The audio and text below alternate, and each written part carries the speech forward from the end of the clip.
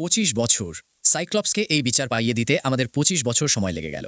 আজ তার যে ওরা আপনারা দেখছেন ডুমসডে ট্রেলারের শেষ মুহূর্তে তাকে যেভাবে ফাটিয়ে এন্ট্রি নিতে দেখা যাচ্ছে, এই কমিক বুক অ্যাকিউরেট কস্টিউম আর অসীম ক্ষমতার সাইক্লপস কমিক বুক এবং অ্যানিমেটেড শোতে আগে থেকেই ছিল। এখানে পৌঁছাতে আমাদের কেবল 25 বছর সময় লাগলো। তবে ঠিক আছে, আমরা প্রতিটি বিষয় নিয়ে একে একে কথা বলবো। অ্যাভেঞ্জার্স ডুমসডের প্রথম ট্রেলার ছিল স্টিভ রজার্সকে নিয়ে, দ্বিতীয়টি থরকে নিয়ে এবং এখন তৃতীয়টি এসেছে এক্সম্যান সংক্রান্ত। এই ট্রেলারটি দেখে অনেক কিছু বোঝা যাচ্ছে। শুরুতেই আমরা জেভিয়ার ম্যানশন দেখতে পাই, যা পুরোপুরি ধ্বংস হয়ে গেছে। সব কিছু ভেঙে চুরমার হয়ে পড়ে আছে, যা দেখে বোঝা যাচ্ছে এখানে বড় কোনো যুদ্ধ হয়েছে। পুরনো এক্সম্যান মুভিগুলোর সাথে তুলনা করলে বোঝা যায় এটি কোনো অল্টারনেট ইউনিভার্সের গল্প। এই ম্যানশনটি প্রথম এক্সম্যান ট্রিলজির সাথে কিছুটা মিললেও হুবহু এক নয়। আবার এক্সম্যান ফার্স্ট ক্লাস সিরিজের সাথেও এর কিছুটা সাদৃশ্য আছে, কিন্তু পুরোপুরি নয়।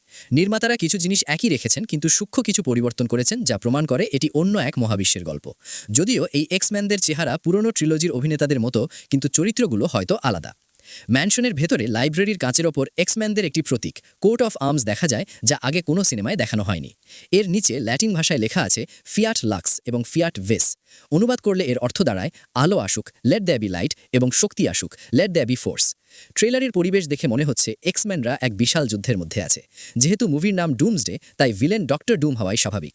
কিন্তু লাইব্রেরির দেওয়ালে বুলেটের গর্তগুলো লক্ষ্য করলে বোঝা যায় এখানে হয়তো সাধারণ মানুষেরাই আক্রমণ করেছে, কারণ ডক্টর ডুম সাধারণত বন্দুক ব্যবহার করেন না।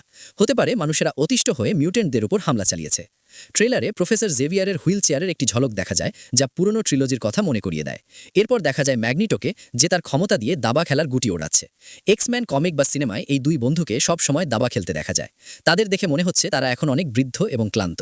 তারা শান্তি এবং যুদ্ধ সবই দেখে ফেলেছেন, এবং হয়তো এই নতুন যুদ্ধের জন্য তারা মানসিকভাবে প্রস্তুত ছিলেন না। এখানে প্রফেসরের পোশাকে লাল এবং কালো রঙের এক্সম্যান লোগো দেখা যাচ্ছে।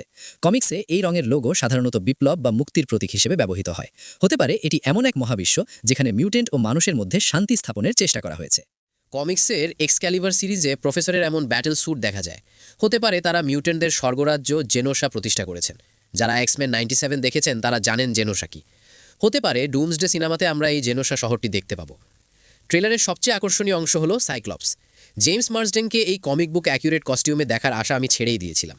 তার পেছনে বিশাল বিশাল রোবট দেখা যাচ্ছে, যারা হলো সেন্টিনেল, মানুষের তৈরি মিউটেন্ট ঘাতক মেশিন। কমিক্সে এদের কাজই হলো মিউটেন্টদের খুঁজে বের করে ধ্বংস করা। সাইক্লপসকে কেন এত বিধ্বংসী দেখাচ্ছে? হতে পারে তার প্রিয়তমা জিন গ্রে মারা গেছে, তাই সে নিজেকে হারিয়ে ফেলেছে। কমিক্সে সাইক্লপস অনেক সময় নেতিবাচক চরিত্রেও আবির্ভূত হয়েছে, যেমন অ্যাভেঞ্জার্স ভার্সেস এক্সম্যান। যদি সে কোনোভাবে ফিনিক্স ফোর্সের ক্ষমতা পেয়ে যায়, তবে সে ডক্টর ডুমের জন্য এক বিশাল প্রতিপক্ষ হয়ে দাঁড়াবে।